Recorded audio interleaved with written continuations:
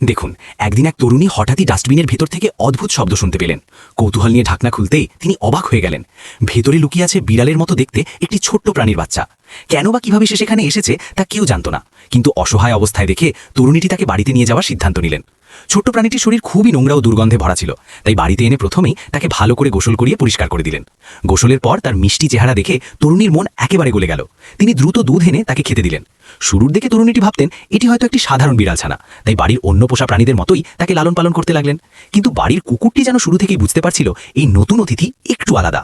দেখতে বিড়ালের মতো হলেও ছোট্ট ওই প্রাণীটির স্বভাব ছিল অনেক বেশি তেজি ও সাহসী। সময় যেতে লাগলো আর ছোট্ট প্রাণীটিও বড় হতে লাগলো। তখন তরুণীর মনে ধীরে ধীরে সন্দেহ জাগতে শুরু করলো। শেষমেশ তিনি বুঝতে পারলেন এটি কোনো সাধারণ বিড়াল নয়, বরং একটি চিতাবাঘের বাচ্চা।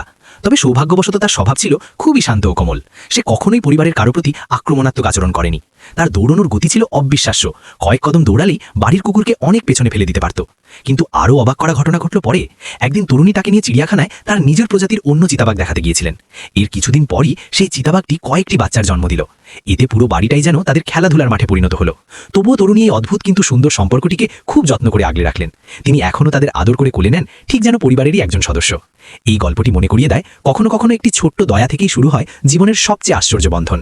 যদি এই অবাক করা গল্পটি আপনার ভালো লাগে তাহলে ভিডিওটিতে একটি লাইক দিয়ে এই সুন্দর সম্পর্ককে সমর্থন করতে ভুলবেন না।